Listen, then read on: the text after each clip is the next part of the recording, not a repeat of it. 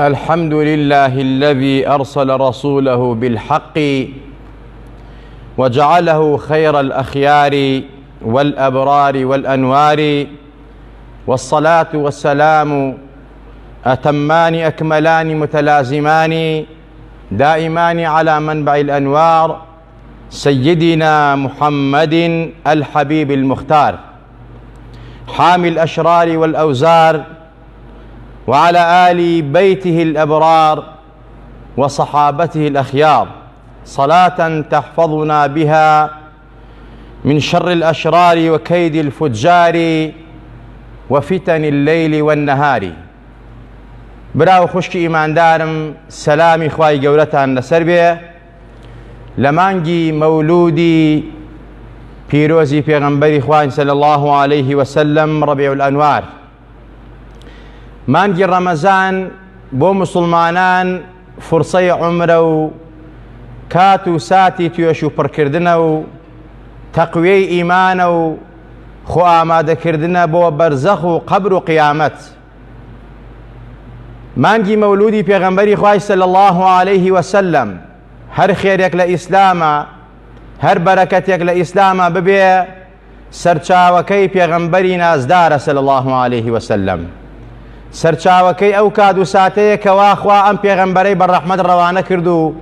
ویلادەتی ئەوی تیابوو، شەوە تاریک و تاریکە شەوی کرد بە ڕۆژی ڕووناک بە بەرەکەتی نور و تەجەلیاتی و پێغەمبەرە نازدارە صلی الله عليه وسلم. بۆیە بەڕاستی مانگی مەولودی بۆ مسلمانان و ئیمانداران لە دێر زەمانەوە لە لای عاشقان و ئەوینداران و خواناسان بەڕاستی کات و ساتێک بووە بۆ تەجدیدی ئیمان، نوێکردنەوەی محەبەت و خۆشەویستی لە خزمەت ڕۆحی پێغەمبەری نازدارە صلی الله عليه وسلم. هەزاران ڕەحمەت لە شێخی مدەڕیس و پیاوی گەورەی کوردەواری جەنابی ماوەسا مەلا کەریم قەبری پڕنور بێ، عاشق و ئەوینداری پێغەمبەری نازدار ئەفەرمێت مانگی مەولودت گوڵزاری ژینە، هیوا و ئاواتی پیاوی بەدینە. ئازیزان و خۆشەویستان، مامەسای مدەڕیس ئەمەی لە دڵێکی پاک و پڕ ئیمان و پڕ محەبەتی و پێغەمبەرەوە فەرمووە، چونکە مانگی مەولود بەڕاستی ئەو کات و ساتەیە کەوا بەهۆی لەدایکبوونی پێغەمبەری نازدارەوە دنیا بوو بە چراخان، ژیان بەرگی هیوای پۆشی، دنیا بوو بە گوڵ و گوڵزار و بەهار و وەرچەرخانەی گەورە لە مێژووی ئەرز و مرۆڤایەتیە ڕوویدا بە لەدایکبوونی حەزەتی ڕەسوولی نازدار صلی الله عليه وسلم. بەڕاستی هیوا و ئاواتی پیاوانی عاقڵ و ژیر و بەدینە، پیاوانی عاریفان و خواناسانە، و لە ئێستاشدا ئەو ڕێچکە و ڕێبازی عولەما و زانایانە کە هەمیشە و دایم بە بەردەوام پەرچەم و ئاڵای محەبەتی پێغەمبەریان لەم مانگەدا هەڵکردووە و تەجدید و نوێکردنەوە و دەمەزەردی محەبەتی خۆیان لە خزمەت ڕۆحی پێغەمبەری خواکەن، هەر بەردەوامە و هەر بەردەوامیش ئەبێ. چونکە بەڕاستی ڕێزگرتن لەم مانگە و حورمەتگرتن لە شەوی لەدایکبوونی پێغەمبەری خوا صلی الله عليه وسلم سرور و خۆشحاڵی دەربڕین، ئەمە مایەی ئیمان و عیزەتە، مایەی زیادبوونی تازەکردنەوە و نوێبوونەوەی محەبەتی تۆی لە خزمەت ڕۆحی و پێغەمبەرە نازدارە. ئەو پێغەمبەرە نازدارە خۆشەویستیەکەی ڕوکنی ئیمانە، هەر کەسێک پێغەمبەری خۆشنەوێ ئیمانی نییە. بۆیە مانگی مەولودیش بەڕاستی ئەو کات و ساتەیەکەوە ئینسان ئیعلانی محەبەت و خۆشەویستی خۆی تیاکە. خۆ هەر محەبەتی پێغەمبەری هەیە، خۆشەویستی پێغەمبەری هەیە، بەڵام لەم کات و ساتە نوێ و تازەیە کاتەوە، وەکو چۆن لە جەژنەکانە ئێمە گردن یەکتری ئاساکەین، دڵخۆشیەک ڕوومان تێیەکە. مانگی مەولود و لەدایکبوونی پێغەمبەری خوای صلی الله عليه وسلم مای ئەو نوێبوونەوەی محەبەتەی پێغەمبەری خوای صلی الله عليه وسلم، وەکو چۆن جومعان جەژنی مسلمانان و فەقیران و هەژارانە، ئینسان بەڕاستی بەهاتنی بۆ مزگەوت دڵ و دەرونی پڕ نور ئەکا، پڕ بەرەکەت ئەکا، تەجدیدی ئیمانی تیاکە لە مانگی مەولود و لە ڕۆژی لەدایکبوونی پێغەمبەری خوا و ئەو ڕۆژ و شەوە پیرۆزەدا ئینسان بە سڵاوەتەکانی بەیادەکانی پێغەمبەر بە بادی سێری ئەو پێغەمبەرە نازدارە صلی الله عليه وسلم تەجدیدی ئیمانی ئەکاتەوە. خۆشەویستان، بۆیە هەمیشە هیوا و ئاواتی پیاوانی بەدین و بەڕەوشت و بە ئەخلاق و ئەوانەی کەوا ئەویندار و عاشقی تەواوی پێغەمبەری خوان صلی الله عليه وسلم. ئازیزان، دیارە زۆر جار ئەم شتانەمان باس کردووە کە عولەما و زانایان کە باسی خۆشحاڵی دەربڕین لە مەولودی پێغەمبەری خوا دەرئەبڕن یا باسیان لێوە کردووە، بە هەزاران کتێبیان لەسەر داناوە، بە هەزاران مفتی و عالم و پیاوی گەورەی جیهانی لە عەسر و زروفی خۆیان کە هەر کەسێکیان بۆ خۆیان بەڕاستی شافعی و حەنەفی و مالیکی و ئەحمەدیەک بوون،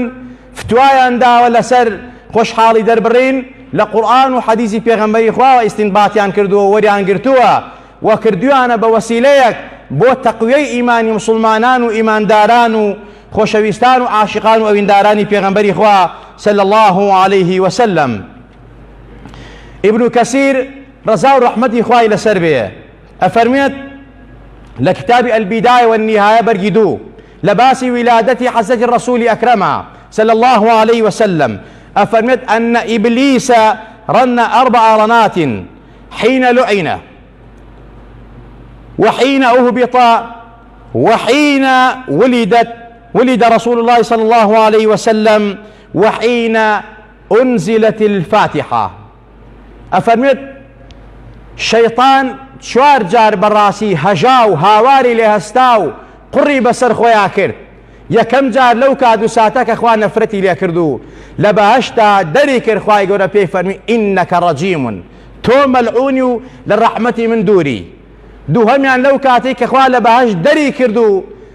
دەری کرد لە بەهەشت لە ڕەحمەتی خۆی دەری کرد و لە بەهەشتا دەری کرد، ئەوە دووەم جاری بوو. سێیەم جار کە هاواری لێ هەڵسا و شینی کرد و قڕی پێوە و هەژا ترسا لە دایکبوونی ڕەسوولی ئەکرەم بوو صلی الله عليه وسلم. و هەروەها ئەو کات و ساتەی کە سوورەتی مبارەکی فاتحە دابەزی شەیطان هەر هەژا و هاواری لێ هەڵسا و قڕ پێوانی کرد. جا بۆی عولەما و زانایان ئەفەرمون قڕ بەسەر ئەو کەسانەی کە ویلادەتی پێغەمبەران پێ ناخۆشە ئەبن بە ڕەفیقی شەیطان، چونکە ئینسان چۆن ئەبێ ویلادەتی پێغەمبەری پێ ناخۆش بێ، لەگەڵ شەیطانە ڕەنە و هاوارەکەوە هەژێ. خۆشەویستان، عولەما و زانایانی ئێمە فەرموویانە ئێمە ئەم یادە و بەرزی ئەم یادە و خۆشحاڵی دەربڕین ئیتر تۆ هەر ناوێکی لێنەی بەڕاستی لە قورئان و حەدیثەوە ئیستنبات کراوە. زۆر جار ئەدەن بە گوێمانە لێرە و لەوێ ئەڵێن باشە ئەمە پێغەمبەر خۆی کردووەتی، ئەسحاب کردویانە، لەو کانە خەیرەن لە سەبەقونا، ئەگەر خێر بووایە و باش بوایە بەڕاستی ئەوان ئەیان کرد. بەڵام ئێمە لێیان نەپرسین ئایا پێغەمبەری خوا لە هەموو خێر ئێمە ئاگادار نەکردووە، لە هەموو شەڕێک ئاگاداری نەکردوین؟ خۆ لە سەردەمی حەزەتی پێغەمبەرە یادی حەزەتی عیسا کرا، یادی دایبوونەوەی پێغەمبەری خوا صلی الله عليه وسلم یادەکەی مەنع نەکرد لیان، بەڵام فەرمی ئاگادار بن، وریابن، ئێوە من وەکو عیسا گەورە نەکرد بمکەن بە کوڕی خوا، غلوم تیا نەکەن، زیادە ڕەویم تیا نەکەن، بەڵام یادەکەی عیسای مەنع نەکرد. اینجا پێغەمبەری خوا صلی الله عليه وسلم ئەگەر تۆ بڵێ پێغەمبەری خوا صلی الله عليه وسلم یادی مەولودی خۆی صلی الله عليه وسلم نەکردووە، ئەوە غەڵەتە، چونکە پێغەمبەری خوا یادی کردووە، چون ئێستا ئاماژەی پێەکەین. و ئەگەر بڵێ پێغەمبەری خوا لەم شەڕ ئەگەر مەولود شەڕ بێ و خراپ بێ و تاوان بێ پێغەمبەر ئێمەی لێ ئاگادار نەکرد بێ، ئەگەر ئاگاداری نەگەنی پێغەمبەری خوا تاوانبارە نەعوذ بالله. ئەگەر بڵێ پێغەمبەری خوا نەیزانیوە بەڕاستی یعنی پێغەمبەرێک کەوا ئەگەر پێغەمبەر بێت چۆن نەیزانیوە لە هەموو شەڕێک، پێغەمبەری خوا هەموو شەڕ و فیتنەکانی ئاخر زمانی ئاگادار کردووە. بۆ نمونە فەرمێ لە ئاخر زمانە ئافەت ڕوت و قوتە بێ، حورمەت و ڕێز نامێنێ، ئارە خواردنەوە حەڵاڵ ئەکرێ، زینا حەڵاڵ ئەکرێ، ڕیبا ئەخورێت، ئەمانە هەمووی تاوانە پێغەمبەر لە ئاخر زمانە ئاماژەی پێ کردووە. ئەی بۆ نەیفەرموون لە ئاخر زمانە ئومەتەکەم گومڕابن و یادی منەکەنەوە؟ ئەگەر بڵێ پێغەمبەر نەیزانیوە تاوانباری کافرە بی، ئەگەر بڵێ زانێتی نەیکردووە یعنی پێغەمبەر خیانەتی ئومەتەکەی کردووە نەعوذ بالله. ئەمە زۆر تاوانە. بۆیە خۆشەویستان، بەڵام پێغەمبەری خوا صلی الله عليه وسلم خۆی هەم لە قورئانە خوا ئاماژەی پێ کردووە و هەم خۆشی کە باسی ئەوەیە کە ئەفەرمێت داهێنراوێ خراپە و تاوانە کە بەڕاستی موافقی قورئان و حەدیث نەبێت، چونکە پێغەمبەر خۆی بەڕاستی شەرعی حەدیثەکەی خۆی کردووە.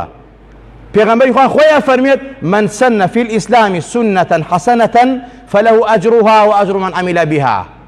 ومن سن سنة سيئة في الإسلام فله وزرها ووزر من عمل بها. طبعا أما حديثك مفصلة، ئەفەرمێ هەر کەسێک داهێنانێکی جوان بکە لە ناو ئیسلامە فی الئیسلامی، نافەرمێ فی الدنیا، نافەرمێ فی تەرویجی دنیا، نافەرمێ فی العولەمە، فی الئیسلامی، فی دینی الئیسلامی.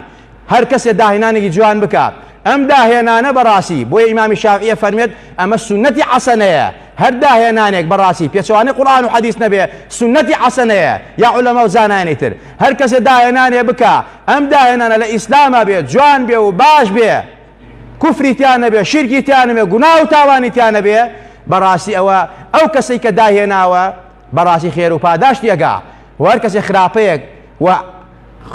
ئەو کەسە داهێنا خێر و پاداشتێکە و ئەو کەسانی کە ئەیکەن خێر و پاداشتانەگا و ئەو کەسەشکەوە یەکەم جار بووە سەبەبی بووە داهێناوە خێری ئەمانیشی بۆ نجێت بەبێ ئەوەی کەوا خێری ئەوانەی دوای خۆشی کەم بێتەوە. خۆشەویستان بە هەمان شێوە هەر کەسە شەڕ و خراپەیەک لە ئیسلامە دابهێنێ ئەو شەڕ و خراپە بەردەوام خەڵک بیکە، ئەو داهێنانی یەکەمەی کە داهێناوە ئیبداعی کردووە بەڕاستی تاوانبارە، ئەوەشی کە ئەیکا لە دوای خەی ئەمی لە تاوانەکەیە بەشدارە. بەرحاڵ خۆشەویستان علەما و زانایان پیاوێک و ئیمامی سووطی، پیاوێک و ئیمامی سبووکی، پیاوێک و ئیمامی نەوەوی، ئیبن حەجەر کە شارعی بوخاریە، مەسەلە ئیمامی ئالوسی، یعنی یەک بە یەکی ئەو زانانە زیاد لە هەزاران زانا مفتی عالم لە کۆن و لە ئێستایشا لەسەر مەولودی پێغەمبەری خوا قسەیان کردووە، فەرمیانە مەولودی پێغەمبەری خوا صلی الله علیه وسلم بەڕاستی مستحەبە، سنەتێکی حەسەنەیە، مسلمانان پێویستە لەو مانگەدا دڵیان پڕ نورکەن، ئیمانیان تازەکەنەوە، تەجدیدی محەبەتیان بکەن و ئەو یادە بەرج و پیرۆز ڕاگرن. حتا ئەفەرمون ئەهلی مەکە ئەهلی مەدینە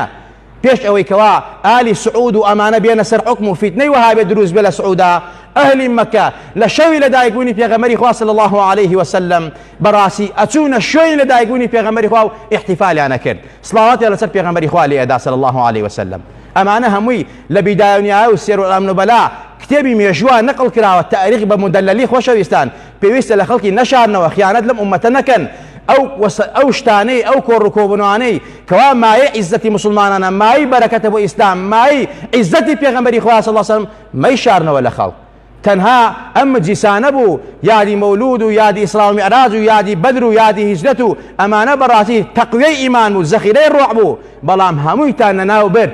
ئێستا لە بەدیلیان بەڕاستی کۆمەڵی حەفەلاتی تاوان و مەعسیەت و حەفەلاتی دنیایە، بەڕاستی گەنجانمان منداڵانمان دوور کەوتنەوە لە سێر و ئەخلاقی پێغەمبەری خوا صلی الله عليه وسلم. وەلەما و زانان ئەفەرمون ئێمە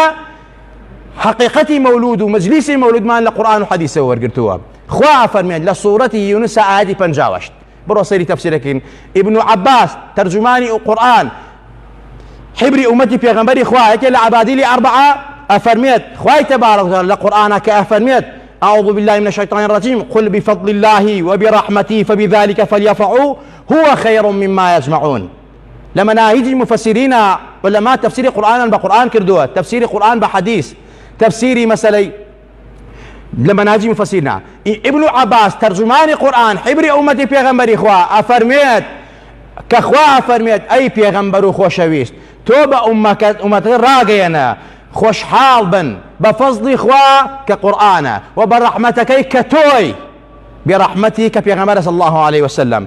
أم خوشحالي دربرني إخوان بقرآن ببيام إخوة بهاتني بيغمبر إخوة برحمتي بيغمبر إخوة صلى الله عليه وسلم. أم خوشحالي فبذلك فليفرحوا. أم خوشحالي كأخوان خوشحالي دربرن سرور دربرن خير وصدقة بكن شكر وسباس إخوة بكن هو خير مما يجمعون. لهمو الدنيا وما في الدنيا وتو خير ترى وباشترا خوشويستان للدنيا وما في الدنيا وتو باشترا. ابن عباس أفرميت من ببلغي قرآن الله ما بس الرحمة كأخوان بالرحمة خوشحال با بيغمبرا چونك أخوة بيغمبري برحمتنا ورده وما أرسلناك إلا رحمة للعالمين. وبيغمبر خويا فرميت أنا رحمة إنما بعثت رحمة ولم أبعث لعانا. من خوار رواني كردون بالرحمة نقبل لعان وجوين فروش ونفرت لي كردن. إنما أنا رحمة مهدات من رحمتك خلاص كراهم بوم رفايتي كواتب التفسير قرآن بقرآن تفسير حديث قرآن بحديث هردو كان ما بس برحمتك بيغمبري إخوة صلى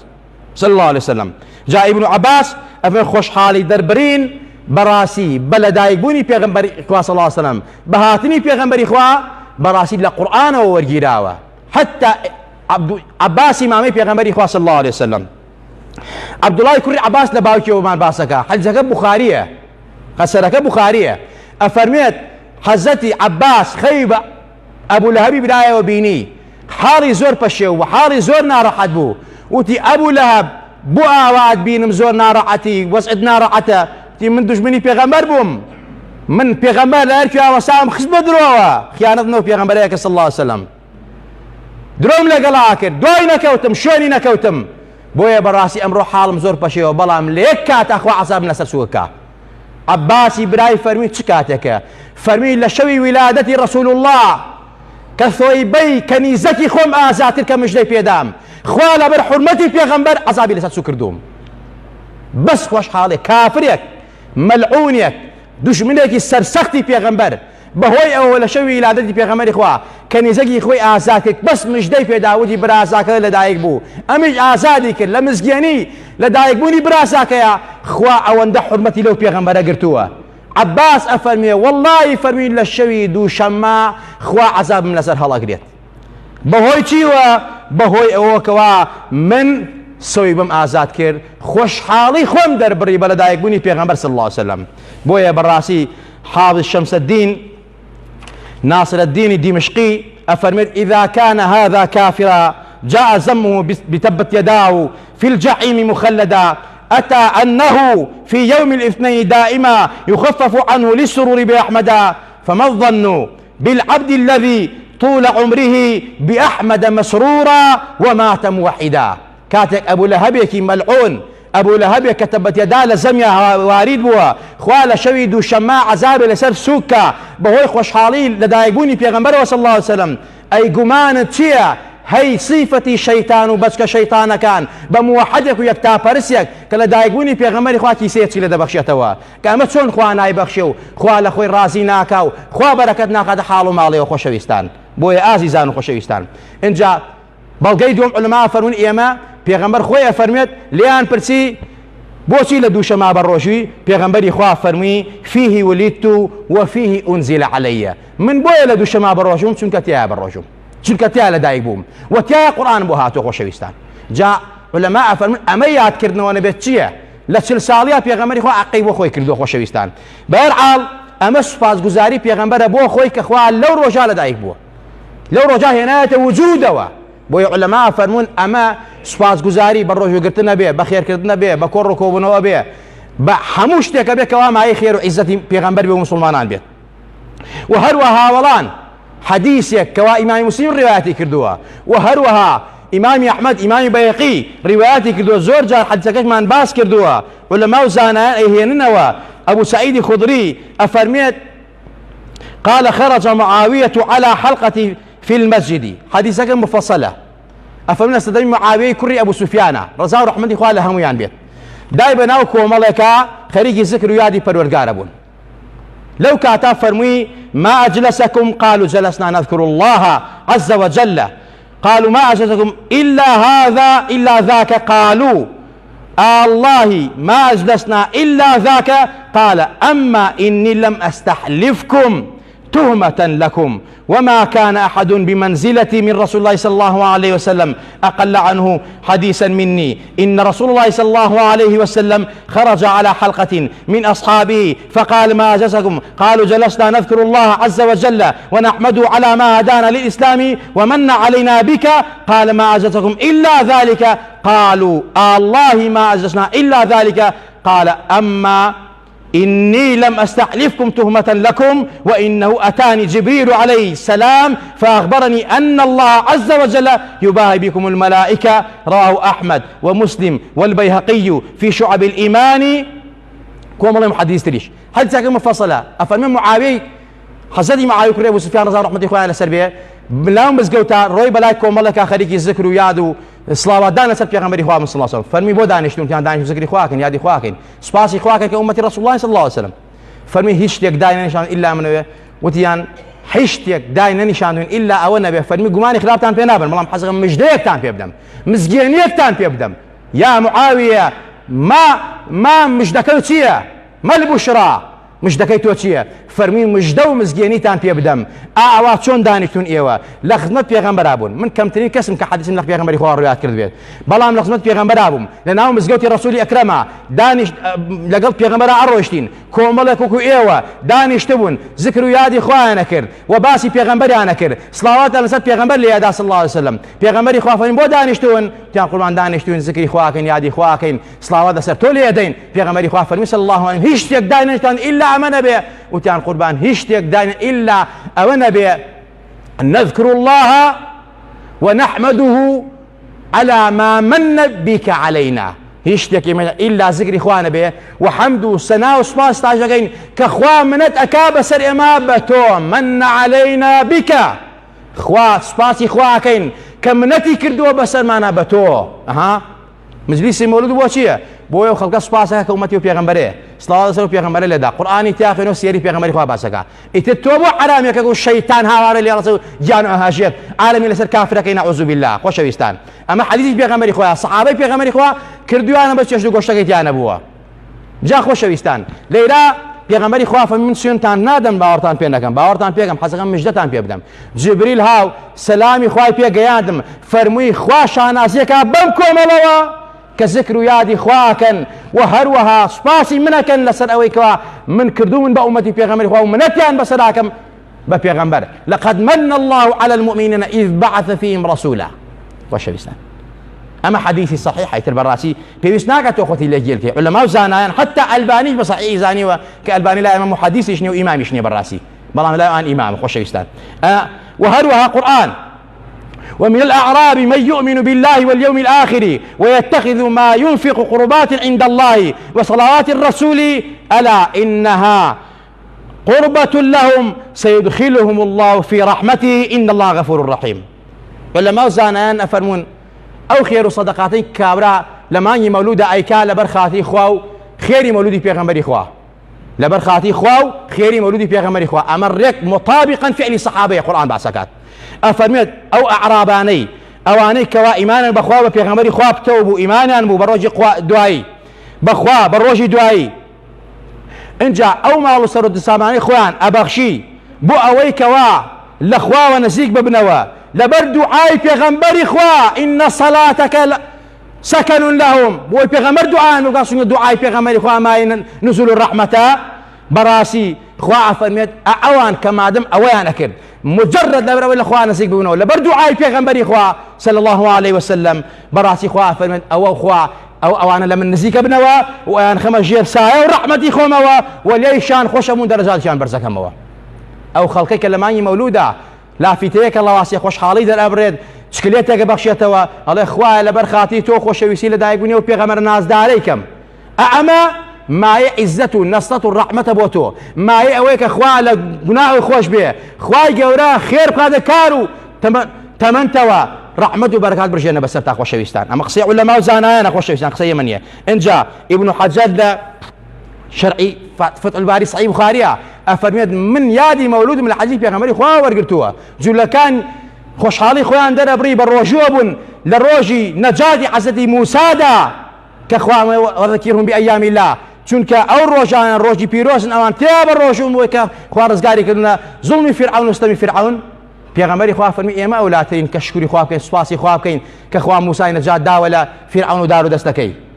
ئەفەرمێت کەواتەم حەدیسە کە بوخاری ڕیوایەت کردووە بەڵگەیە لەسەرەوەی ئینسان بە لەدایکبوونی منداڵی بە لەدایکبوونی خۆی بە لاچوونی بەڵاو و نیقمەت و نەخۆشی لەسەری بە هاتنی ڕەحمەت و بەرەکات بۆی ئینسان خۆشحاڵی دەربڕێ بە ڕۆژووبوون بە غەیری ڕۆژووبوون کەواتە ئەفەرمێت گەورەترین نیعمەت لەسەر مرۆڤایەتی لەدایکبوونی پێغەمبەری خوایە کەواتە مسلمانان خۆشحاڵی دەربڕن لم حديثي بيغمبري خواوا ورجيراوا چندها بلغو ادلي تر حضرت علي لسردمي خويا لخلافتي خويا امام طبراني بل سند صعيب بان باسكا فرميت لو كربلاء ونجفا خلقي كوردتو مجلسي كوكدتو لشواني جمعه لغير اوا صلوات سر بيغمبري خويا لبنان مجلسي مولود عباره التي قران خويندن صلوات انا سر بيغمبري خويا صلى بعد السيره واخلاقي بيغمبري خويا باسي روشتي بيغمبري خويا باسي اصحابكاني غيرتي اصحابكاني محبتي اصحابكاني تجديدي محبتي بيغمبري خويا انت تو ولا خلقي من عكي ايه مجالين ئەگەر مەولود ژن و پیا و تێکەڵ کرێت، ئەگەر مەولود مۆسیقای تیا لێدرێ، ئەگەر مەولود سووری تیا بدرێ، ئەگەر مەولود بەڕاستی پارەی پێپیا بکرێ، ئەگەر مەولود بەو شێوازە حرامە یا بۆ سیاسەت و ئیزبایەتی بکرێ، بۆ ئەوەی کەوا خەڵ دۆری خۆ کۆکەیتەوە، بۆ ئەوەی کەوا سبەین لە پەرلەمانە دەنگ بێنی، ئەمە حرامە، تاوانە، ئێمەش ئەڵێین نەفرەت لێکراوە، چونکە هەر شتێک وەسیلەی حرامی تێکە و ئەگەر جمعەش بێ حرامە بێ خۆشەویستان. کەواتە خۆشەویستان ئیمانداران، ئێمە ئەبێ زۆر ئاگادار بین. عولەما و زانانی ئێمە غەڵەتیان نەکردووە، مەولودی پێغەمبەری خۆیان کردووە و ئاماژەیان پێ کردووە بەڕاستی بەم حەدیسە و بەڵگانە. ئینجا دوایە پێغەمبەری خۆیان مژدە ئەدا بەو کەسانەی وەشایەتی باشەیان بۆ ئەدا کە لە دوای خۆی کۆمەڵێک ئەوەندە و پێغەمبەریان خۆشەوێ حەز ئەکەن بەس بگەن بە لیقای پێغەمبەری خوا، بە دیداری پێغەمبەری خوا لە دنیا، لە قیامەتا، لە خەوا ماڵ و سەرۆتیان فیدای پێغەمبەرەکەن. حەدیسێکی صحیح کە ئیمامی مسلم ڕوایەتی کردووە. پێغەمبەری خوا من ئەشەدی ئومەتی لی حبا ناس یەکونون بعدی یەوەد ئەحەدهم لەو ڕەئانی بئەهلیه ومالیه. پێغەمبەری خوا فەرمێت ئەوەی کە شیدەتی خۆشەویستی بۆ من هەیە، کۆمەڵە خەڵکانێکن لە دوای خۆمەوە کە پەیدا ئەبروێن، ئەوەندە منیان خۆش ئەوێ، ئەوەندە حەز بە لیقا و دیداری منەکەن، بەس بۆ ئەوەی من ببینن ماڵ و سەر و سامانان بەختەکەن. بەڕاستی ئەوانەش ئەم مسلمانانە ئاخر زەمانن کابرا بە هەموو عیشق و ئەوینێکەوە مجلیسێک سازەکە بە شەرعی و بە دروستی، بەس بۆ ئەوەی کەوا سڵاو دەستە پێغەمبەری خوا لێ بدرێت، باسی پێغەمبەر بکرێ، پێغەمبەر بە گەورە بزانەکە خوا گەورەی کردووە، خوا ڕێزی لێ کردووە، ڕەفعنا لەکە ذیکرک. ئەمە بەڕاستی خوا گەورەی ئەکا، ڕێزی لێگرێ، حورمەتی لێگرێ. خۆشەویستان، ئەمە ئەو کەسانەی کە پێغەمبەری خوا شیدەتی حوبی بۆ من هەیە، خۆشەویستی بۆ من هەیە، دڵنیاش بە ئەوانە لەگەڵ پێغەمبەری خوا صلی الله علیه وسلم. بۆیە خۆشەویستان، پیاوی وەکو مفتی عالم زۆر فتویان داوە، بەڵام بۆ نمونە لەوانە مفتی سید بەهاءالدینی قوڕەیشی ملقب بە شەمس لە کتەی مەولودەکەی خۆیان لە باسی وەصفی پێغەمبەری خوا، لە باسی گەورەی مەولودا بۆیە مسلمانان نەبێ سارد نەبنەوە، قسەی ئەو شەیتان سیفەتانە کاریان تێ نەکا، چونکە مەولودی پێغەمبەری خوا من جملە هەمووی قورئان و حەدیسە، هەمووی سنەتێکی حەسەنەیە بە قورئان و حەدیس وەرگیراوە. ئەوە تا فەرمێت ئەم پیاوە بەڕێزە ئاوازەی مەولود بەرز بوو لە هەر ماڵ، مەلەک ئەپۆشێ ئەو ماڵە بە باڵ، محفوظ دەمێنێ لە دەرد و زەحمەت، دەڕژێوە سەریا بارانی ڕەحمەت، صاحب ئەو ماڵە تا عمری ماوێ دووچاری دەردی محتاجی ناوێ. بەعضێ لە ئیجماع عولەمای کوبار دەفەرمون مەولود ڕەسوولی مختار، هەر کەس هەر ساڵ بیکاوە عادەت، نامرێ ئەو کەسە غەیر وە شەهادەت. من جملە معناکەی ئەوەیە ئەفەرمێت ئاوازەی مەولود و باسی مەولودی پێغەمبەری خوا و ڕێز لە مەولودی پێغەمبەری خوا لە هەر ماڵەکە هەر کەس هەموو ساڵە بیکە، ئەو کەسە مەحفوظە بێ لە دەرد و بەڵا و زەحمەت و نەخۆشی و ناخۆشی و ناڕەحەتی، و هەروەها صاحبی ئەو ماڵە تا عمری مابێ خوای تەبارەک محتاجی مرد و نامردی ناکە. و هەروەها بەعزێ لە عولەما و زانایان هەتا ئیجماعێکی لەسەر دروست بووە دەفەرمون مەولودی پێغەمبەری خوا هەر کەسێ هەموو ساڵە بیکە، ئەو کەسە لەسەر ئیمان و دین و شەهادەتی حەق ئەشهەدو ئەن لا ئیلاهە ئیلا الله و ئەشهەدو ئەنە محەممەد ڕەسوڵ الله ئەمرێت. خۆشەویستان،